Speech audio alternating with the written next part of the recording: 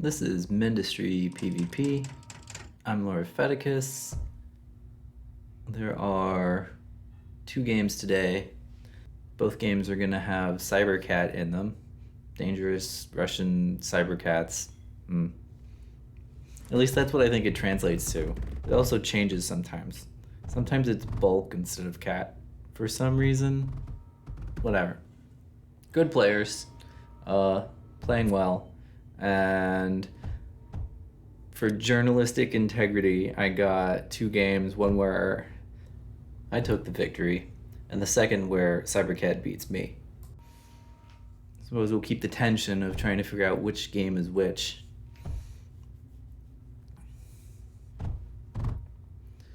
Alright, so this is kind of an interesting opening hex that's big patch of titanium that should be covered in air blasts later on, but I don't know if I get to it. A little starved for water. Do have the water for the steam and the early thorium. Nice big patches of coal, but not as much water as I'd like to have. You'd prefer to have at least 3, so that you can do the second steam generator in the first hex. And if you get 4, you have the possibility of doing the first big silicon there too.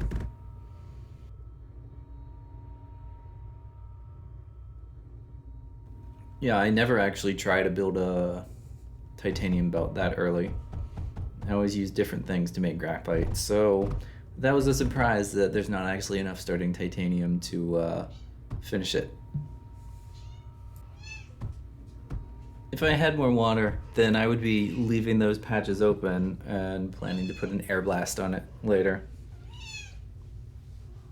Oh, yeah, thank you, very helpful. Co-commentary from Sunny the Cat. Hungry Sunny the Cat. Yeah. Well, you're gonna have to wait until 8 o'clock. So I've got this neighbor here. With that quick glance, I can see that that person is absolutely not a threat whatsoever. I will have to keep an eye on them to make sure that, if they make some flares, that might be a slight hassle and I would want to put some scatters down. So I can't forget that they're there, but I don't have to worry about them being a threat. Daggers in the second hex. Second hex has good water and some coal, so the silicon will be secure. And while I'm waiting for that second hex to actually open up, then that gives me some time to do a little extra bonus glass or tungsten or whatever else. There's a player in that direction. There's some nice coal patches down there. There's not really actually any 4x4, so it'll have to be a slightly non-optimal coal air blast there.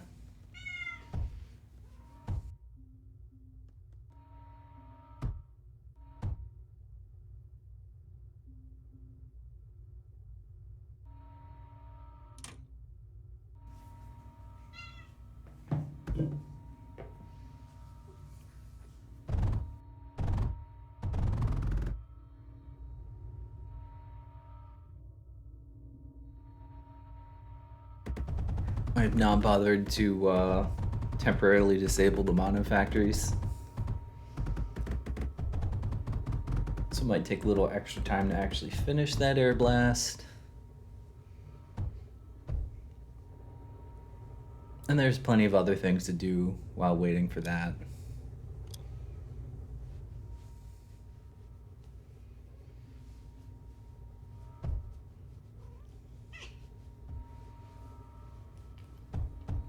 Since V7, I've gotten more in the habit of doing 2 of these factories before actually putting down either the dagger factory if I have anyone close to me that needs to be attacked quickly, or the mono poly pulsar factory if I have sort of more breathing space. Either way, at this point I would like to be putting down the dagger or whatever, but I'm always in the range of 50 to 100 silicon, which is not actually nearly enough for it. Ugh. Having 4 or 5 graphite presses going gives me a little more leeway to choose the economy-based unit factory instead of the aggression one.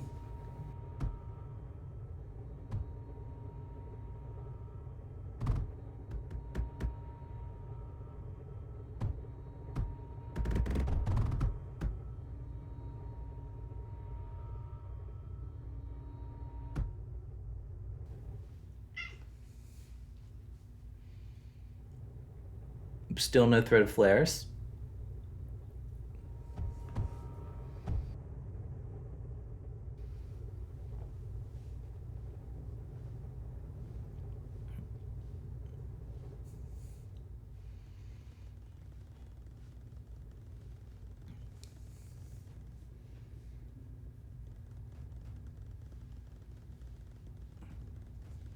Alright, so with the 2 diffs down, that gives me about 4 or 5 air blasts worth of power slack to choose the next economic steps. Usually that includes a couple of these air blast graphite.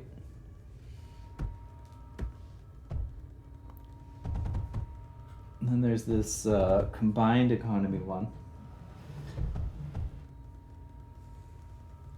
which I'm not going to be able to finish the overdrive in it, and I'll do that bad habit of getting stuck building a thing without resources instead of building stuff that it can build, but that's always been there.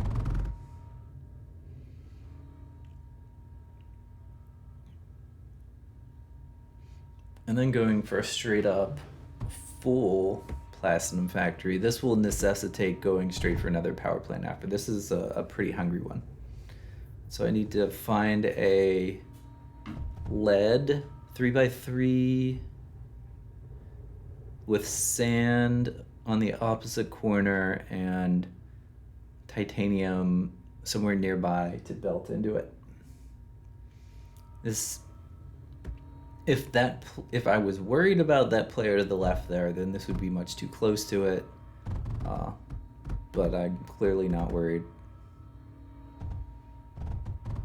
We're stretching our graphite thin, and I think I may have forgotten to turn the mono factories back on, so that's why I'm running out of base materials too.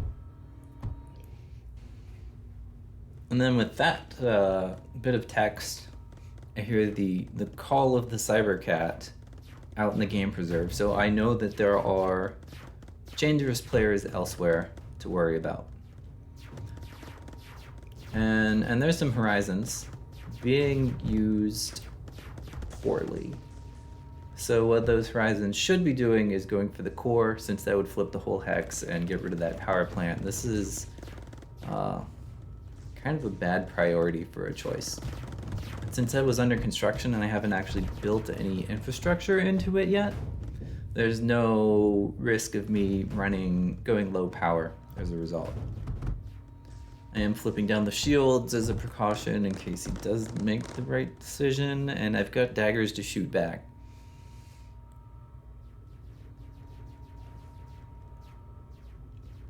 But that is a whole annoying thing.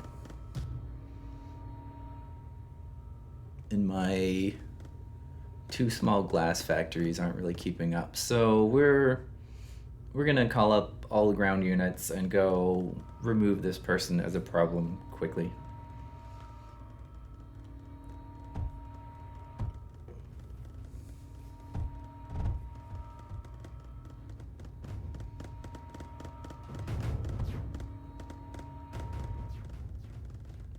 I don't think he actually notices that he's being attacked.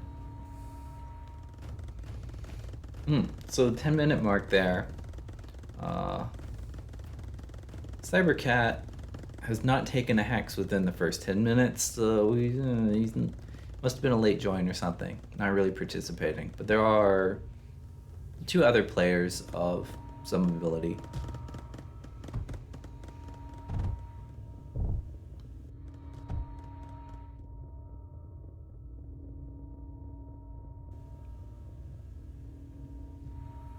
Tired of this glass shortage. And I'll probably also be tired of graphite shortage.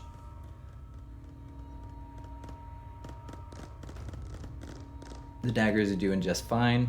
Luckily, with their range being longer than the arc range and how easy it is to position them out of range, then it takes a little tiny bit of extra attention, but they can take out the spawn hexes much easier than any air units available at this point. Right. Nothing of danger to my left, and so the other participating players, like you can, all right, so pink and blue and purple.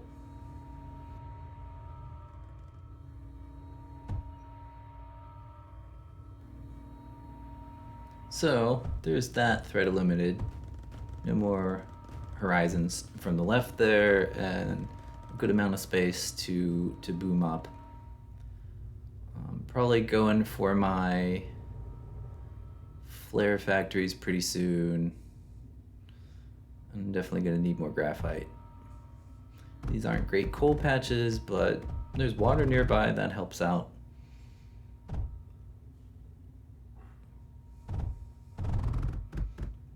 Those actually don't need titanium belts. They pretty much fill up a single regular belt, but putting the titanium belts there covers things if I want to come back and put an overdrive on it. These are very effective to overdrive power-wise, since only the air blast and the water pumps would, well, no. The air blast is the only thing that actually uses more power as a result of being overdrive. The rest of it is just more production for free. All right, platinum, more graphite. Now we'll get these flare factories. They're self-powered. They've got inputs for phase, which is easy to get enough phase to run 2 overdrives. And these end up making like 40 or 50 flares per minute. So that is a very good emergency defensive force, going and clearing fallen cores or hitting pieces of vulnerable infrastructure that haven't been shielded or surge swarmed yet. Hey, look, your monos. Pay attention to your monos. There's a mistake. So now my priority is I want to boost titanium and silicon production so that I can run a reasonable amount of surge smelters. I've already got one of the larger platinum factories out, and so I'll be able to start dropping surge swarmers, and that will be useful if I go on the offensive and start taking cores near enemy bases and doing it quickly before they've built up large armies. Like 2 surge swarmers stops T1 and T2 pretty soundly, and it will make any larger attack significantly more expensive. So even though they won't hold, they're very breakable. They at least make the attacks expensive.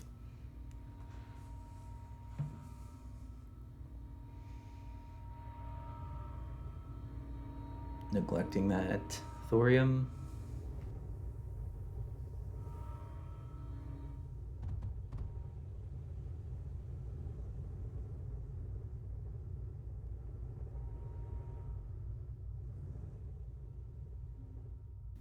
I also want to worry about the person that I eliminated now on the Fallen team. They very well might go along and try and do the Horizon thing again as Fallen. But now with the large flare production, that's pretty easy to go shut down quickly. And the flares, they produce so quickly, you hit the unit cap, that it's more effective to just, throw them away and not care about protecting them. They're great for just taking undefended cores. They go there quickly. They also stand in the way of things being attacked. They're great to use defensively. Where am I gonna fit that thing?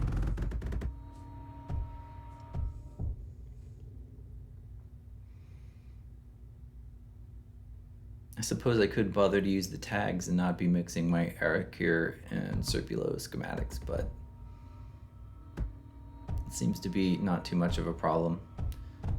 So with my 7 diff core unloader power plant, after that, it's time to build the phase factory. The phase that automatically goes into the power plant covers the entire cost of running it and then some. So then I've got phase income, simply.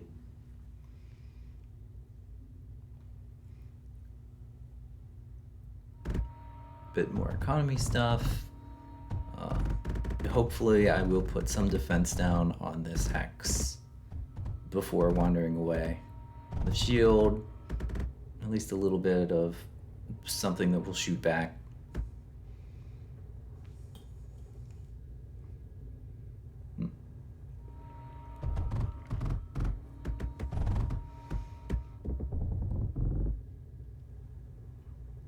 All right, surge source established.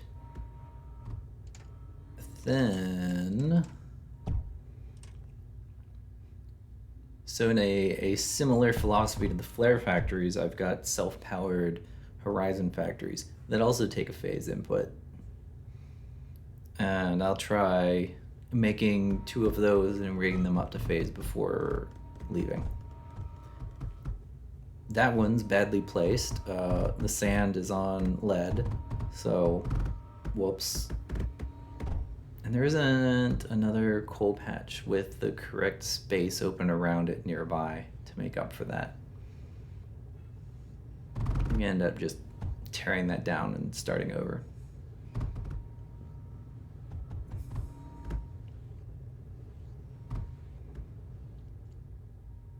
Flares have built back up. All right, yeah. Cheap swarmer defense, start putting those down. So the combat effectiveness of that with the water ends up being like 3 and a fraction swarmers.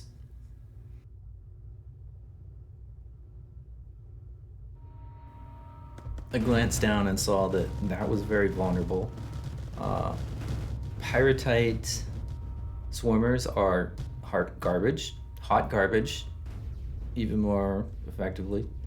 I don't really defend against anything, and having them incorporated into schems is anything other than surge swarmers is just a super waste.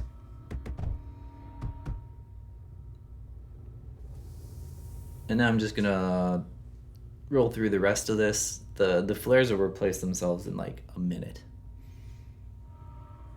I might start calling up the horizons too. Although I don't have as many horizons as I expect to because one of those factories I put down is broken.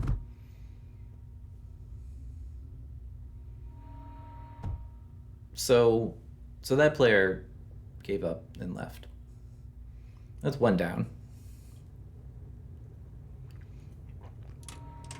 A lot of times if people are expecting slow gameplay, like if everybody gets used to doing an economic boom first before they actually start attacking, then they get really caught off guard by being attacked early.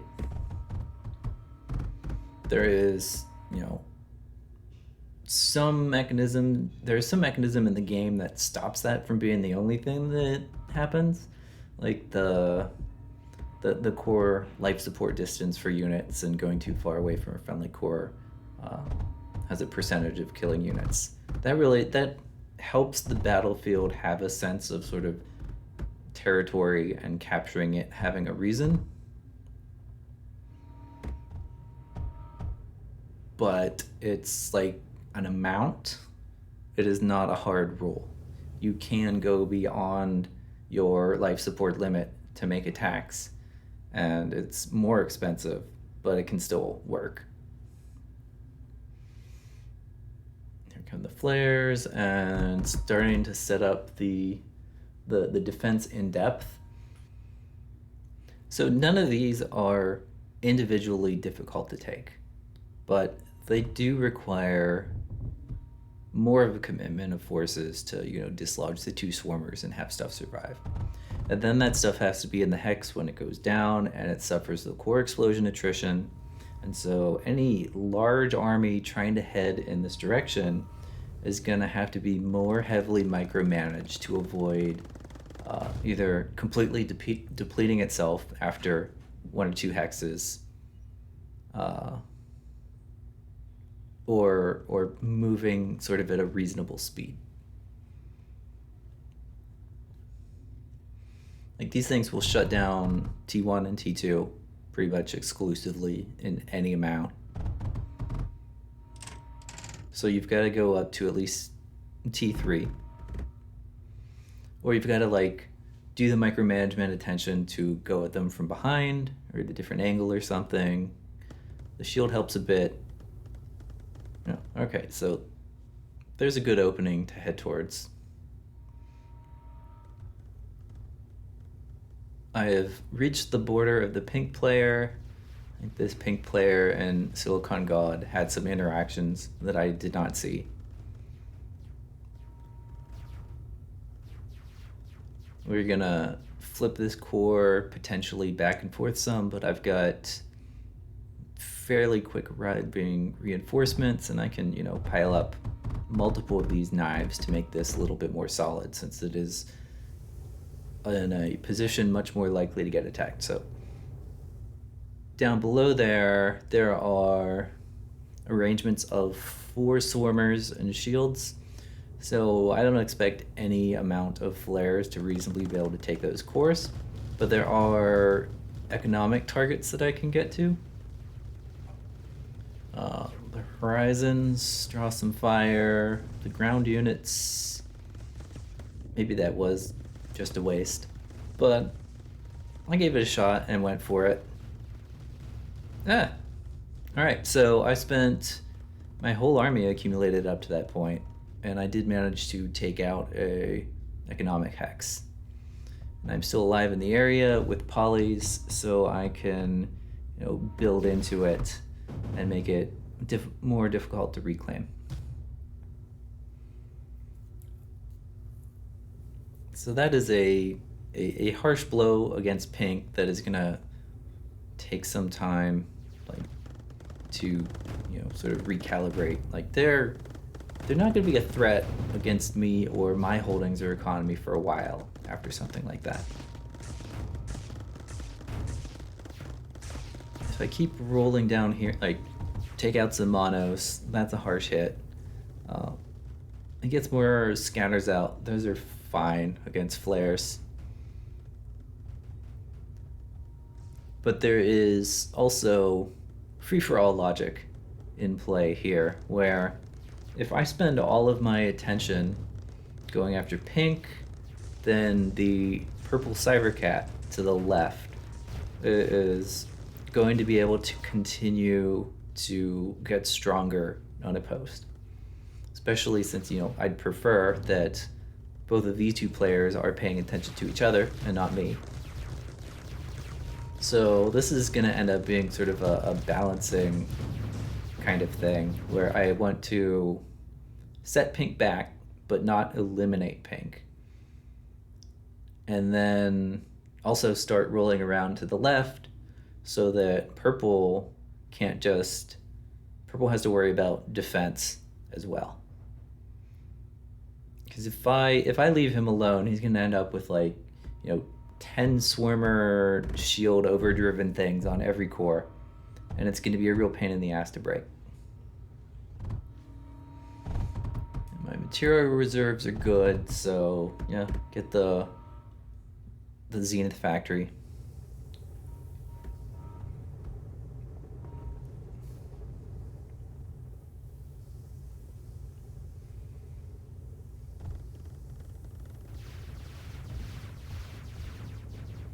Taking little pot shots I can while trying to stay out of range of the swarmers, which have a nonsensically large range.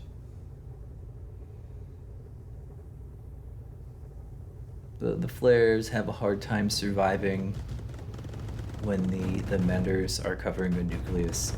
So continuing to hit down into that wouldn't really go well. Starting a fire, that's fun. That'll keep him distracted. But yeah, it's probably time to turn around.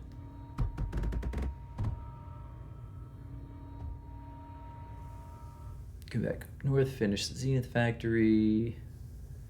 I expect that I'm gonna want and need T4s for breaking purple. So that means I'm gonna have to really up my titanium and platinum production.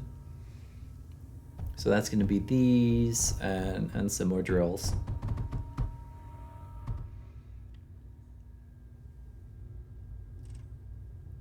Yeah, he's very distracted by that blob sitting there, which is doing just fine.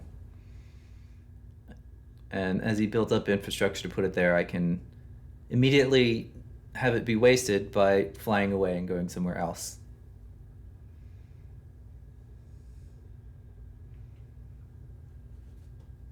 Okay, so this is plotting an attack on that pink hex right there with the Zenith factories. By spreading out the units, it's causing the surge lightnings from the swarmers to hit fewer targets at the same time, so everything's got more survivability and a better chance to get to the core. And they took it. Great. And that also opens up my front a little bit to go after purple. Like, there are just scatters over there. That's a good target.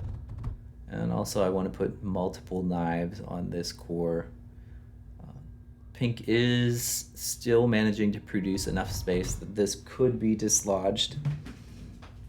And I'd rather make that more expensive if I can. You should be going to the left. What are you doing? He's going to start building there. Yeah, there he goes. So purple putting up surge swarmers in that spot that would be good for me to attack.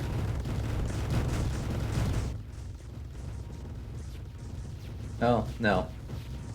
Putting fuses up. Oh, yeah. That's the other half of that schematic that he does.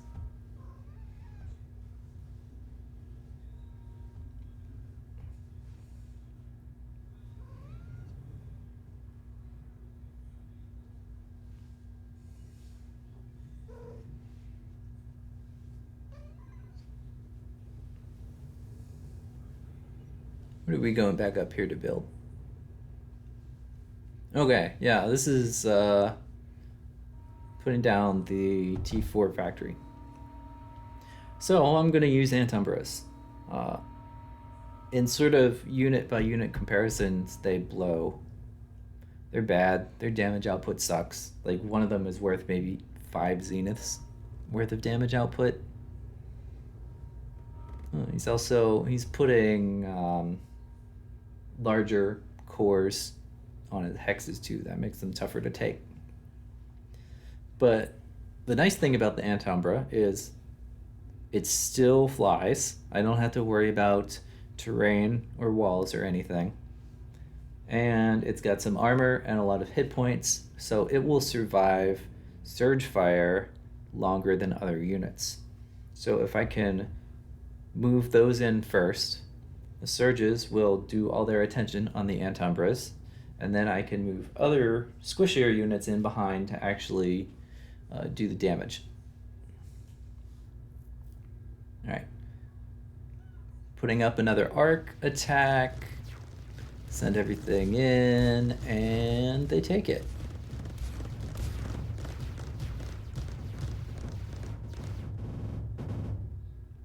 And I've got the polys around to do the healing, and I can rebuild some defense quickly.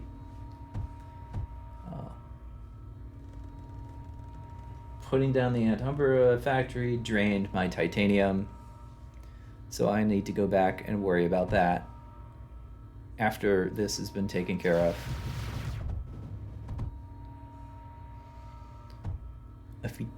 He's got an open angle to attack that core, so I want to actually run power so that I can do menders and shields and whatever else. Here's a good spot.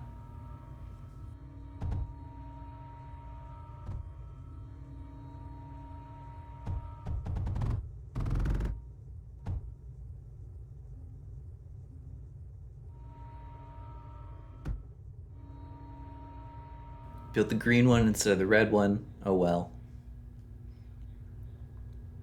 The units are keeping that core safe until I get back.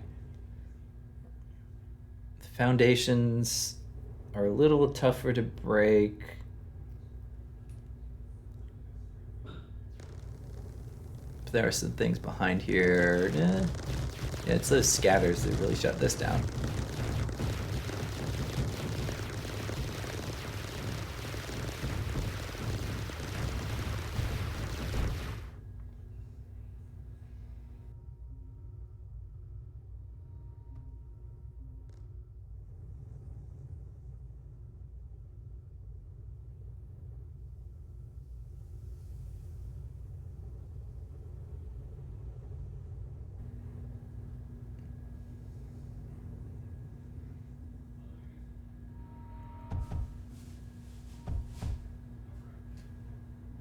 More titanium, probably more platinum.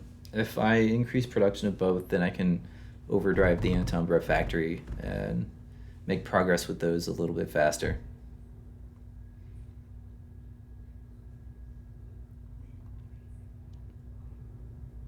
It would be a good idea to go around to the left there. That's probably the moment to do it right there. I've got the flares to go beyond the 1 hex range.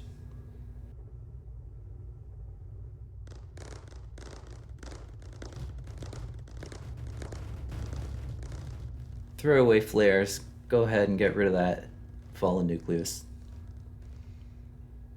I think I can also hit that core while those flares are sitting. That'll reduce those numbers. Here comes the first Antumbra. I have not been paying attention to the Fallen much in this game. If they did manage to get a better player on Fallen, then I would be pretty vulnerable from the left. That might just be sort of a calculated risk that I happen to not get punished for this game. Looks like he attacked that forward position, and my units that were idling there managed to defend it and take it back. So that quarters my standing army, but then the polys can show up and rebuild the defenses, and it must have cost him a lot to go in there also.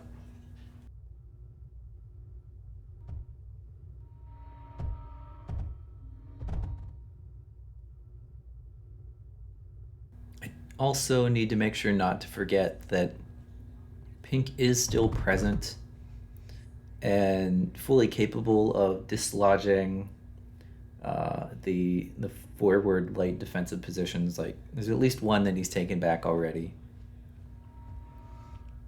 It's expensive, it takes him a while. I'll be able to see that progress on the map.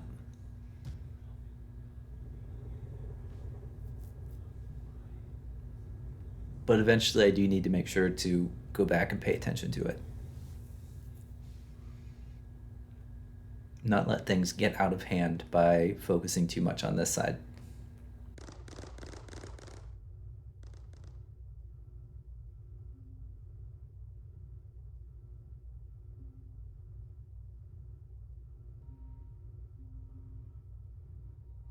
More of those foundations.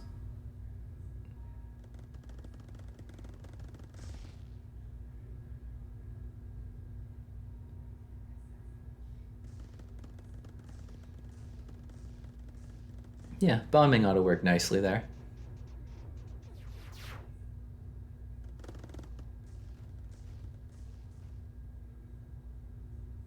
Yep.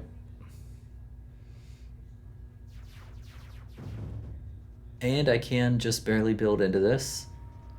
It's going to confuse my polys that are trying to assist, because like, oh, that's a dangerous place. We shouldn't go near there. I don't expect this to hold at all, but it's good to make it more obnoxious a position to be addressed.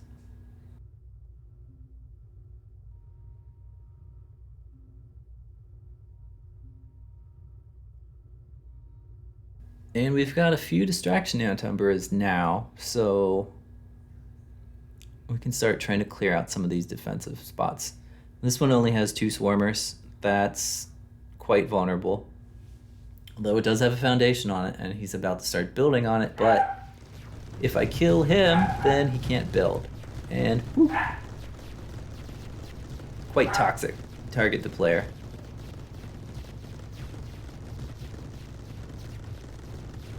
So this attack is actually going pretty well. The units are successfully able to... They can block off some of the mega repair stuff. His player character comes in. I can go after it. I was also able to target down some of the unloaders to cut down on the incoming fire. So we're all down to low army, but I've got that hex and I can build into that as well.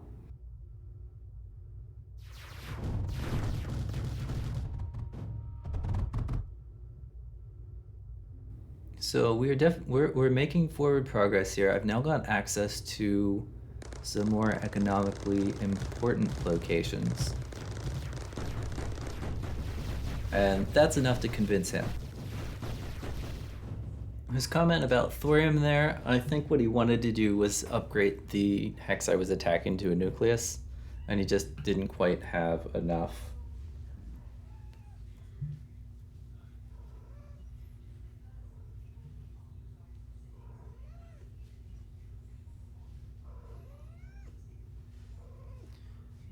And just to protect myself, I wouldn't want the dangerous Russian cyber cat to be on the Fallen team causing me trouble on the left, so I want to make sure to invite him as soon as I can.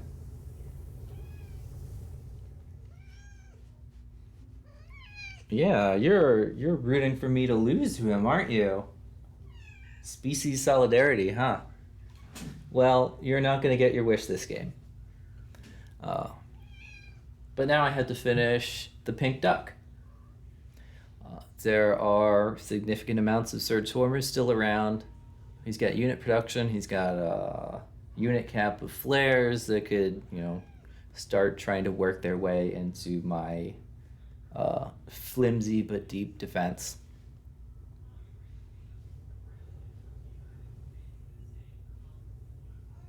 So what do we do to get in here? Well, I've got some Umbras, and I can send them in to do the distractioning. He is actively moving Zeniths around, trying to put them on top of whatever I'm going to attack. So there is a bit of feinting back and forth to see, which one of those will happen. Maybe I can split my attack and then send the faster stuff to the core that isn't going as well. I've got 2 Antumbras. They'll survive for a bit. We got some options here.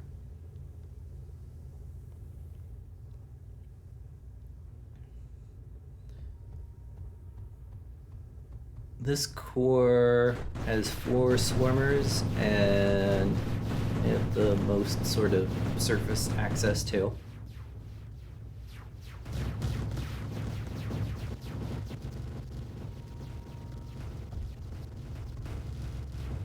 Yeah, and they managed to cut through. So that went well. And then I want to, G-select and get everything onto defending there quickly, along with putting defenses in place. Although that is giving up on it, and then we'll bring stuff back in.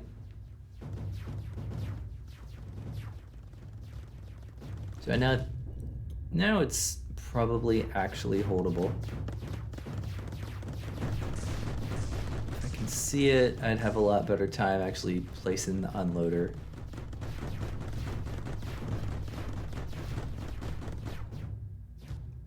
There we go. Everything calms down. So taking that hex has the advantage of the one to the left there. It's got twice as many swarmers, but now it's cut off and it's got no power. So that's effectively not there anymore, and I can focus on moving to the lower right. In the meantime, he's dislodged 2 of the light defenses or so, and built back into some stuff. He's adding swarmers, he's adding cyclones. It's things are turning siegey. We're giving it a shot anyway. Oh, it's what? 10 swarmers and a cyclone. Let's see how long all that survives. Really, it's the water making a difference and killing those off quickly. And without the cover of the anti-umbras, the rest of the stuff just goes down in lightning fast. This core being damaged the way it is, I want to actually power and shield that and make sure that it holds a bit well. I especially don't want these 2 pieces to be reconnected. And that'll also give me an excuse to go back home and check on economy stuff and give the army some time to reestablish. Oh, and he has moved another hex forward. I don't want that to get built into, so it's time to start rallying things and pulling them forward and making sure it's not easy to go any further than that. Meh. More swarmers being added.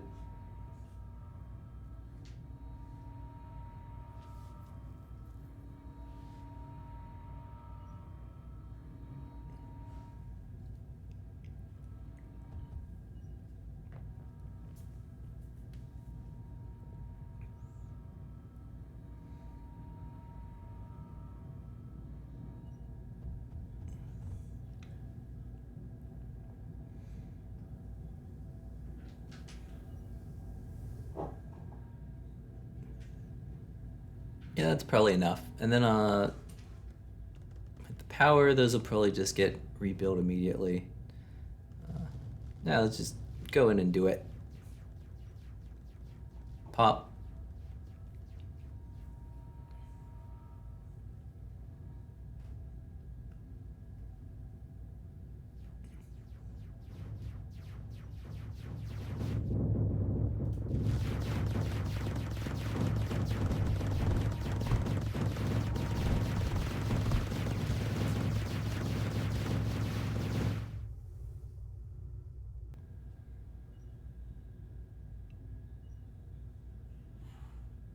Yeah, make sure whatever my teammate is building, the domesticated cat, that's what I've managed to do. Make sure I don't run out of power or something. We're low on silicon.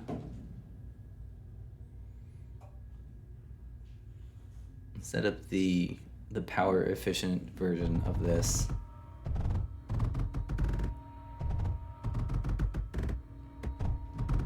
Yeah, so that thing, the point is if you end up with a hex with a bunch of coal, like 4 air blasts worth, then these modular pieces, I've got silicon and graphite ones, and you just line up, 4 or 5 of them onto the plast belt, and it'll turn the whole thing from coal to silicon. And then the whole thing can get overdrive domed, and it's very efficient. So that's getting more annoying. I'm gonna end up forced to save that for last.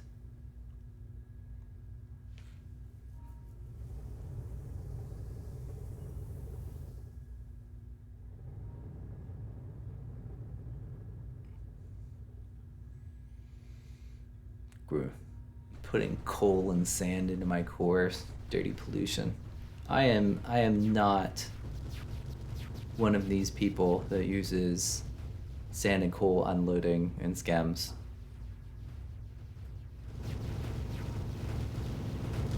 Come on. Come on, come on. So that was expensive, it didn't work. Oh well.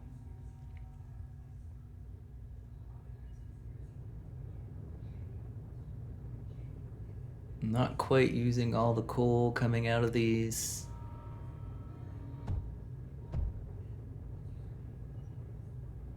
dome. One more graphite will get it all used up.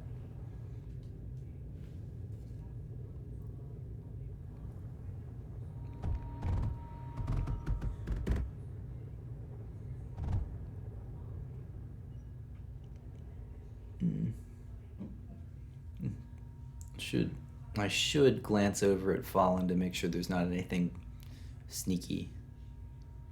You know, flares could come from over there and actually cause me some severe damage if I'm not ready to deal with it.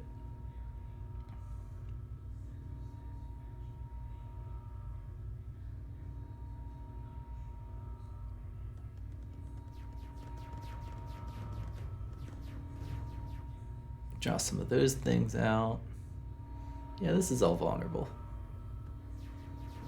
We can do some unit skirmishing, sure. Kill some polys. This rebuilding isn't going well.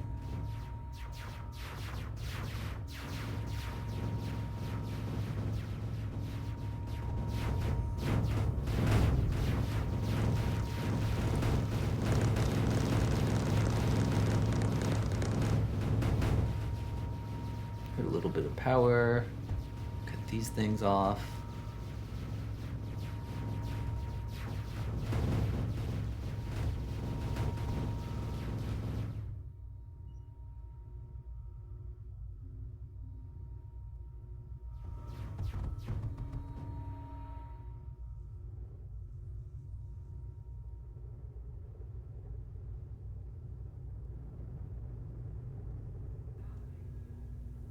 It really is too bad that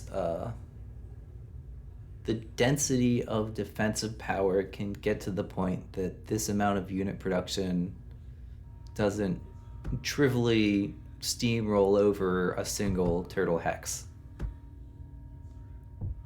Like, you know, it's fine if it kills the whole army to take it, but it should be able to actually, like, the balance of power should actually go to that point, and it doesn't, because Swarmers with Surge are just too strong, balance-wise. They don't use enough ammo. They should use much more ammo than they do.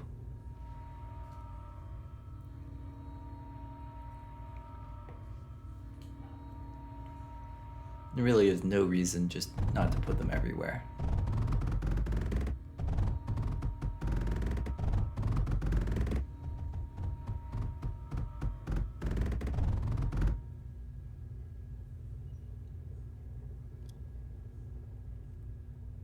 Alright, so I'm gonna make Eclipses. They have more armor and more hit points than Antumbra, and the Pierce Beam attack thing is fairly good at hitting like the infrastructure that runs Swarmer. So you know, you take out the ammo belts and that sort of stuff, then they get worse. You take out the water coolant pipes.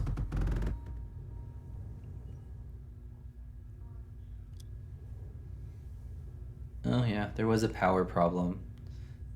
Make sure that it gets fixed before turning the T5 factory back on.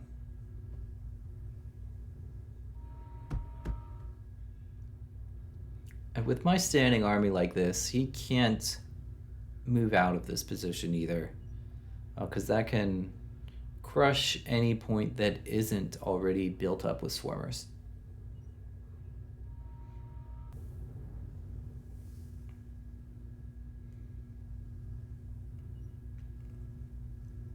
Alright, so this arrangement is starting to actually set up this attack. Antumbras go in first, and then an arc of all these other units comes in after them. It's really about closing the distance and cutting off the range of the swarmers. Like, you have to actually survive to get to the point where you can fire. The swarmers have the habit of killing stuff before it even gets in range, and then attacking. It's worthless, especially if it comes in a single line and everything's getting hit by the same lightning bolts.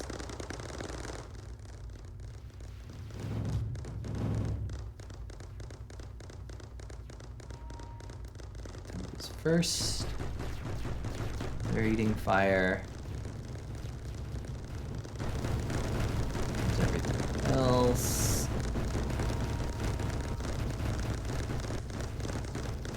Some of the anti-numbers survive. But nothing else will. Although we do get the core. So then it's, okay. Some zeniths remain, they take it back, they die. And then I need my reinforcements back in. That'll flicker his power.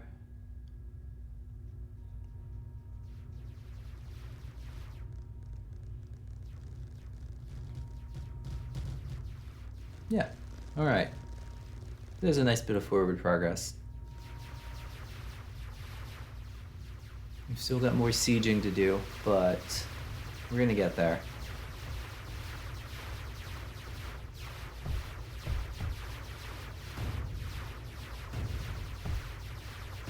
Go for the nucleus next.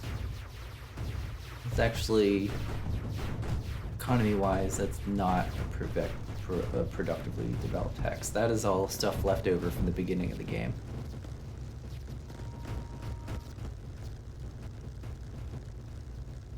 You know, versus the other one there that's got, you know, 14 diffs worth of power plant and silicon factories and zenith production.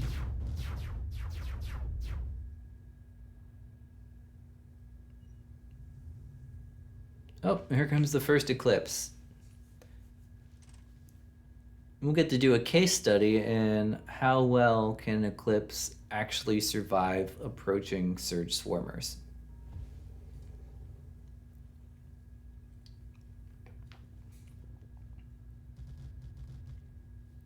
Oh, maybe that's what the gimmick should be. Everybody look at the Eclipse in action and how it performs.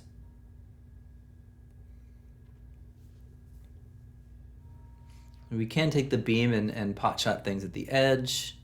Oh, there's a bunch of, yeah, you add in more swarmers. I wonder how much surge he's got banked up, because I could potentially just, you know, drop building stuff there and start draining it.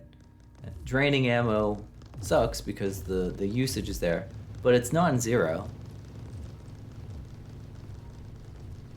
Alright, flying that in, flying the rest of it in. It is doing a good amount of surviving. Enough to keep everything else alive. And we can take that core. So that worked. I just didn't survive the 5 seconds it takes for the buildings to be cleared out. But hey, build an Eclipse, bought a hex with 30 swarmers in it. That's probably a reasonable trade. You got a power plant here to hit.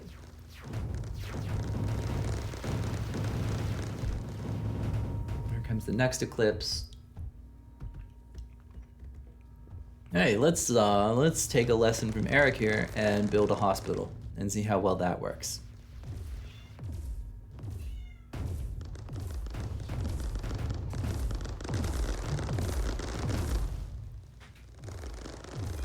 Sorry, Cat, we're not on to the second game yet.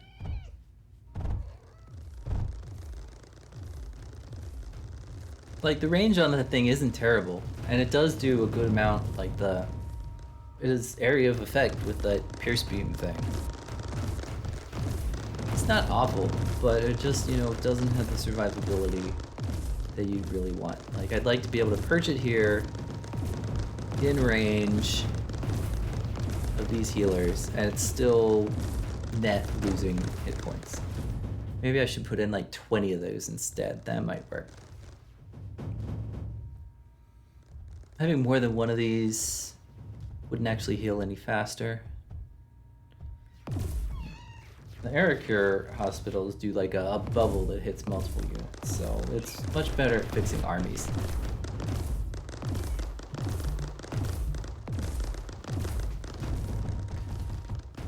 It's not going to have any trouble cutting through one by one platinum walls.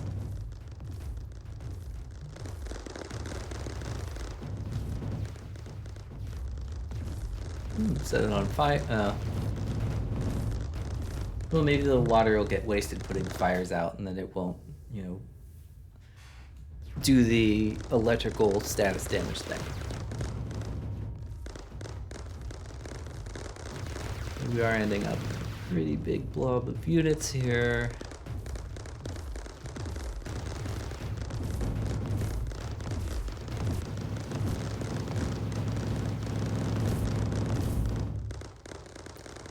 Really, the thing that makes the Eclipse not survivable is if it gets wet, then 10 swarmers will melt it. If it gets wet. So, I wasted my air tank. Won't be able to attack into there anytime soon. Maybe I wait for another one to wander down here. Oh, here he is. Okay. My third air tank. I'll be able to do something about this power plant without worrying about swarmers. The shields don't matter. You should just put 60 swarmers in a cube around the core, and nothing would be able to get close.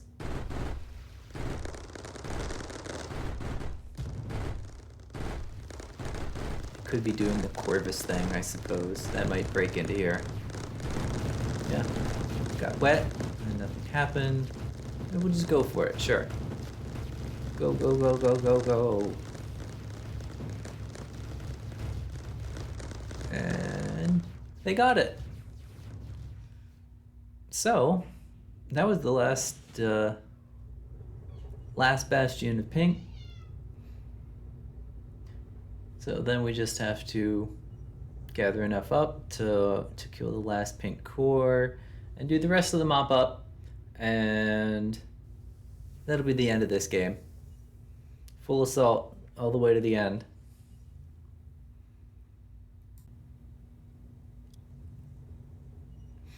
Down there building anime pixel art.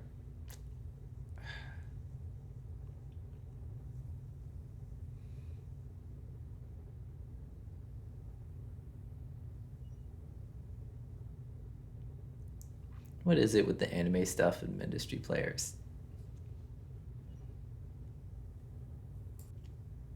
At least it's not something I have to blur out. That'd be miserable. Time for the second game. Bonus game. If you're here to see me lose, this is the game to watch. I guess since I already said that one of these games I win and one of these games I lose, and I already showed the one that I won, then yeah, no more tension. But we do get to see all the dumb mistakes that I make along the way to losing, so that's something. So everything is pretty normal about my build so far. The two stronger players in the game are further away. There's this orange player I don't recognize. Building flares pretty close. So I'm going for the dagger opening. And then I'll use the daggers to kill that orange person and make up some space.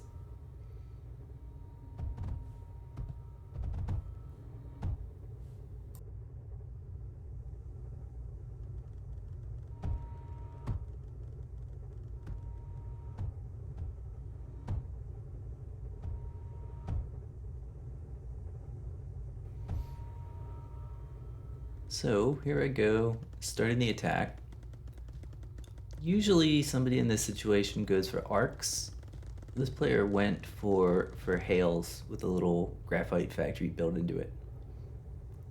And that actually worked well enough against, 8 or 10 daggers. So that was a wrong decision to walk into that. I should have looked a little more carefully. And it's gonna slow me down pretty severely dealing with this orange player. Like, I need to be doing economy things in anticipation of dealing with the rest of the players on the map.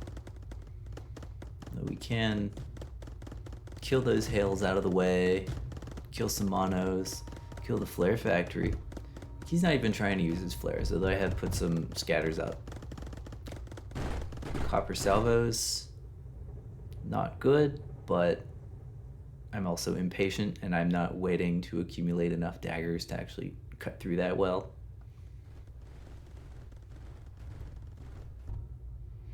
So I saved up some more daggers and sent them.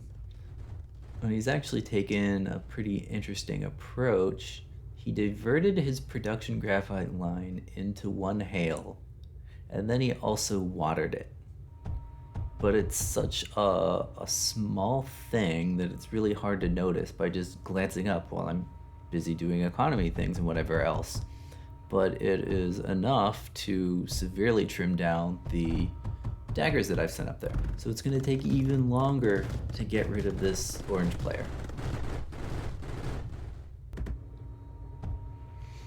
So having been encouraged by the success of his hails, he is doubling down on even more hails and going the building versus building route, which is at least going to reach that one graphite factory. Like, this is clearly someone who went through the campaign using building versus building. So I'm pretty much just gonna give up on trying to go in there with daggers. I'm gonna save those up for taking other territory. And I'm gonna go, like, these are great spots to put the flare factories. I'm gonna set up the flare factories and they'll just go in there and clear that out for sure. I suppose I should have given up on the daggers and actually haven't. Sending them anyway. Also, my graphite factory is on fire, and I'm just letting it be on fire and mend itself instead of put out the fire. Although they are, yeah, get some other space too. So if I walk on the other side outside the hail range, I can get some things done. Certainly don't want him building horizons up there. And my flares are coming out. There we go. 13 minutes. And I've finally taken care of my nearest neighbor, who shouldn't have been that much trouble, but that'll set me back. The rest of the game won't go well. Now that I'm making lots of flares, already at the unit cap, I want to start preparing for the actual game plan against the significant players here. Is I want to rush in with flares, and I want to put in the same Swarmer Surge two-piece things on the cores that I can take near them, and then try and box people in. So that's going to require a platinum factory. That's going to require enough titanium to run the surge factory, some more silicon, 4 surge dudes, and then I can start focusing my attention forward on the map. The walls here are not good for sending daggers towards RZ, but there's some stuff here I can pick off and harass, and the harass is going to be good for causing a distraction while other things that I want to be accumulating are coming up.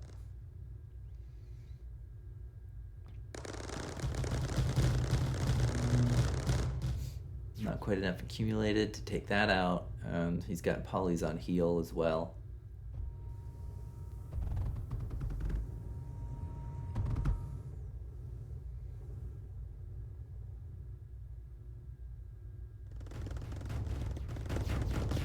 None of that stuff economically is actually valuable at this point, and that's all first hex opening stuff.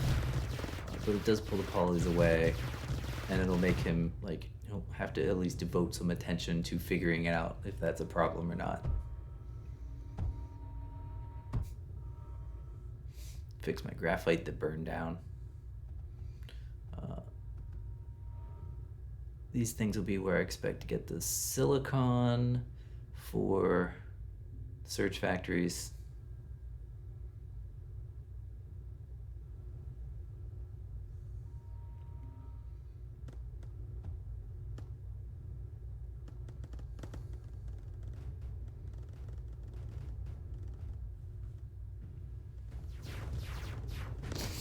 And I really would like to get daggers hitting that core that's got scatters only on it.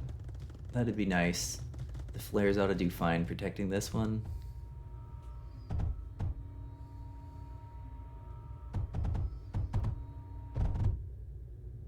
Probably could bother to do rally points on the dagger factory, but with so many factories, it's really annoying, and it's one of those things that generates the interacting with too many blocks message. Like, it'd be great if you could just select 30 unit factories and have them all go to the same rally point, but no, you have to limit yourself to like 5 at a time or something. I probably could have taken that one along the way, but this is gonna work too.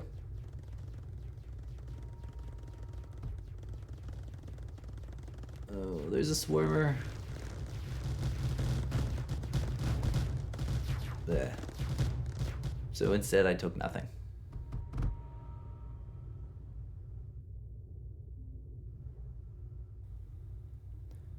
So given how early it is, he probably is stretched a bit to have the swarmer and the surge going into it. So it might actually be something that's possible that if I kept sending the flares, they would be able to run him low or out of ammo. Especially if he started building more swarmers than the one factory could support. But the general trend is usually once there's swarmers with surge coming out, then the T1 has to transition to going for other targets, and you're gonna have to go up to different tiers of units. It's also time to expect being counterattacked, and he's had enough time to himself without me harassing him that he could have, built up some flares or something and could start attacking. He is sandwiched.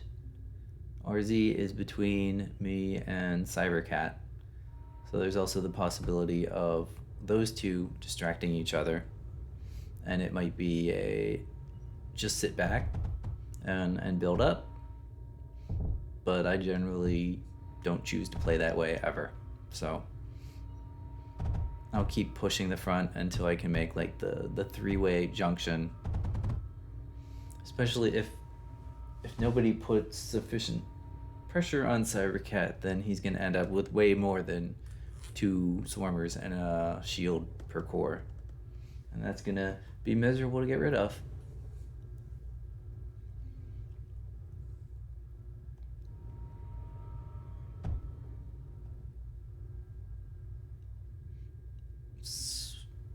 I'm failing to note that little fort on the corner down there doesn't have any power, and its defenses are arcs and a lancer, so I could just go down and take it. Just go down and take that. Oh, he finally put the thing up. He took down some of those scatters. Yeah, so this is skirting outside the range.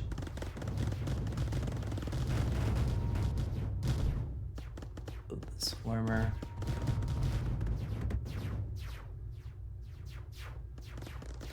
What the heck is that? That looked like a schematic to turn sand into pyrite.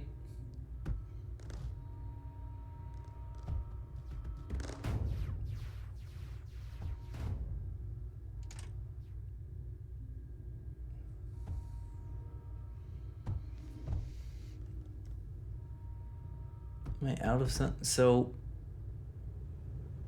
an oversight here was that because I've been rushing to the flares and to start being aggressive, I haven't built any polys at all. So my building speed is abysmal, and I'm not going to be able to make any of the large economic structures in a reasonable amount of time. Like even this forwarded power plant's gonna take a while. Neglecting to do the polys is a major thing holding me back this game.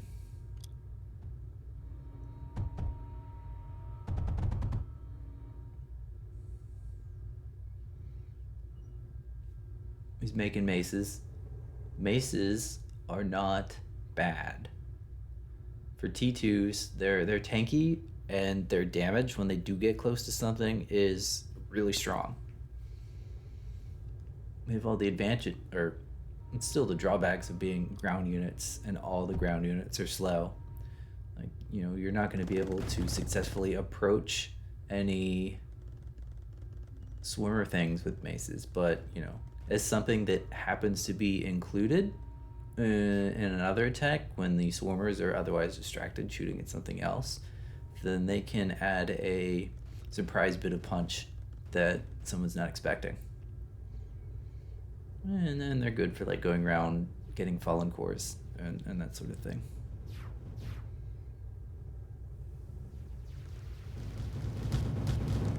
Look at Pyrotite Swarmers. That all is... That's a waste of Platinum.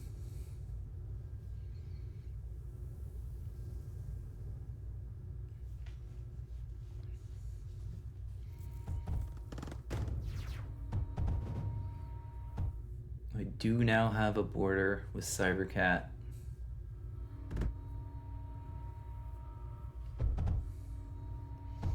And he is putting stronger border defenses than I am. I don't have much depth. And he's got a lot of solid stuff in his base, so he is probably economically in a much better position than RZ. So I should be thinking about going after him instead of RZ. I will need the Zeniths to go for those different forts.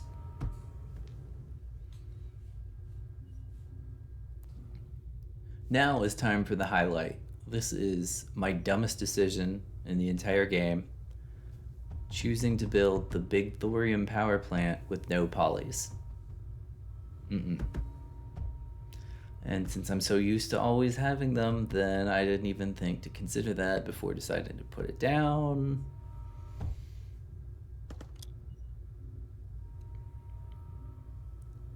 And, you know, it's like 15 seconds times 15 of those. It just take forever. All right, I need the polys. So now I put down the poly factory. At least I've got the wealth sitting around to build them. Yeah, we'll dive over and take that core before the defenses go down on it.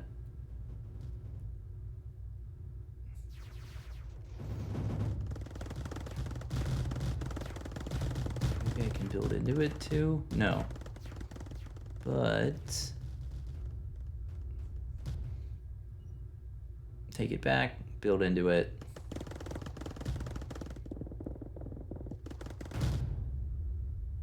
Use all my flares, but I can get a tiny little defensive foothold.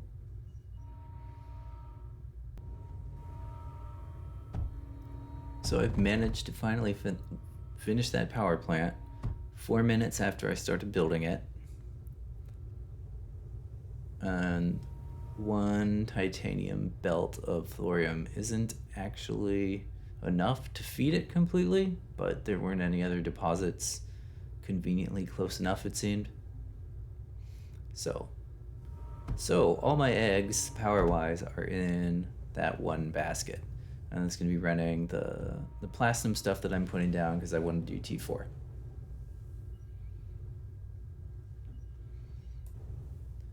Normally, when I choose to make a T4 factory, I have had a phase factory running for a while because I put it right down after my 7-diff power plant. But I haven't done that this game, so I'm not sitting on a pile of phase like I'm used to. I ended up building 2 out-of-the-loop phase factories. Out of build order, something like that. And it's still not going to be able to come through quickly. Although there's some nice coal here that I can piggyback off of a dome and get some more silicon production, since I'm starting to push my silicon production low also.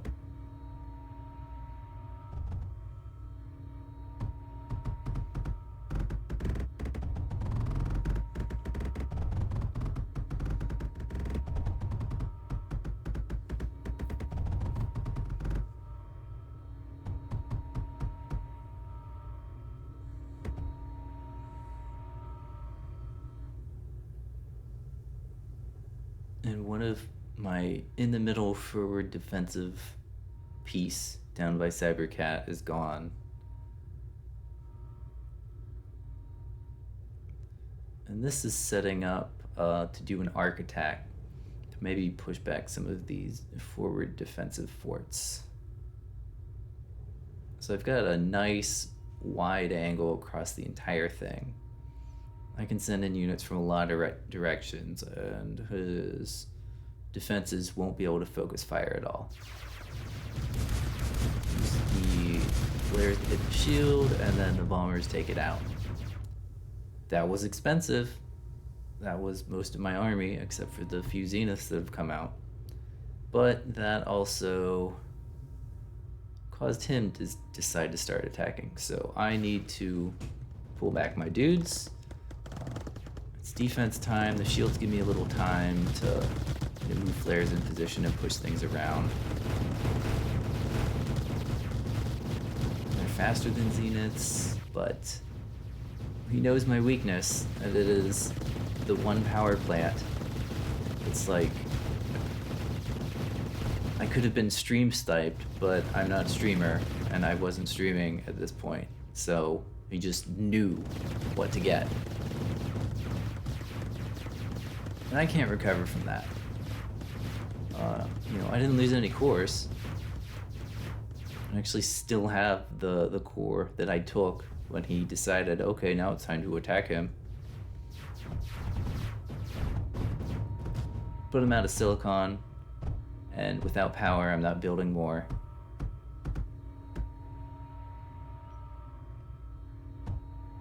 And my most efficient silicon production up there was right next to the Antumbra factory using a bunch of silicon, so it would be extremely awkward to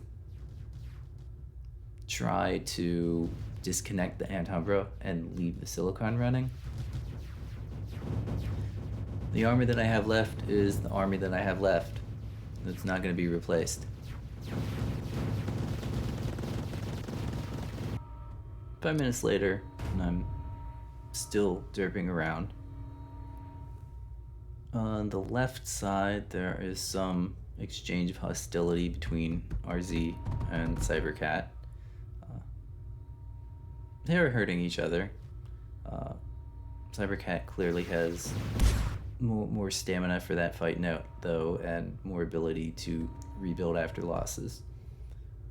So his overpowering is going to roll through, and RZ is the last opponent to oppose him. I got some units left. I did a little bit of something, but I didn't power the cooling section of that plant, so even when I was getting a thorium finished, it wasn't there. Derping through still. So RZ dies out. That's the end of the game. The Cybercat ravages this entire map. I actually don't stick around for the end. It's late at night at this point. I head for bed.